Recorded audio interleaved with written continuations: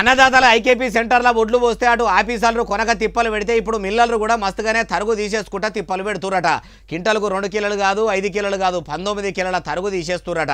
అంతగానం తరుగు తీసుడు మరీ అన్యాయం కదనే బాలన్న అంటారా? మొత్తం ముచ్చట మీకు చెప్తా పాండి. ఒక కేజీ అంటే అదే రాసి ఒక కేజీ అంటే తక్కువ చెప్పాలి. 19 అంటే 18 కేజీకి ఎందుకు వస్తుంది? ఈయనరా 19 కిలోల కట్టింగు అవుతుంది. 1 కిలో కమ్మి తీసుకొని 18 కిలోలు కడిగేస్తామని అనబట్టి అటు రైతులు కూడా బాగానే బతిలాడుతుండ్రి నుండి.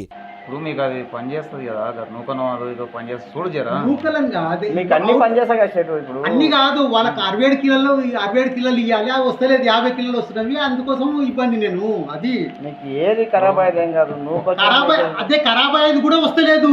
ఈయనరా తరుగు బొంగ కూడా నూకలు బియ్యం వస్తలేవు, అందుకే తక్కువ చేస్తున్నాము అనబట్టి ఇంకా ఈనుండ్రి మంచిగా. క్వింటల్ లెక్కల కట్ చేస్తావా ఎట్లా చేసినా 19 కిలోలు 1 కిలో తక్కువ చేసి 18. నేను అంతకంటే తక్కువ చేయడానికి రాదు కదా అడిగేది. ఒక్క క్వింటల్ 18 కిలోలు. మరి అంత తరిగి ఎందుకు? ఒడ్లు గిట్లా వానకు నానినే అంటే ఆ ముచ్చట కూడా ఈనుండ్రి.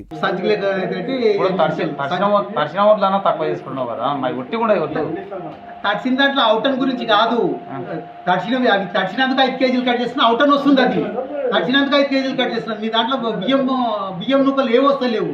తిరుపతి అనే రైతు ఒడ్లల్లా బియ్యము నూకలు ఏం వస్తలేవని అనబట్టి ఇట్లా ఓ దిక్కు రైతులను సర్కారు ఆగం చేస్తుంటే అటు మిల్లర్లు మొత్తం ముచ్చుతున్నారు.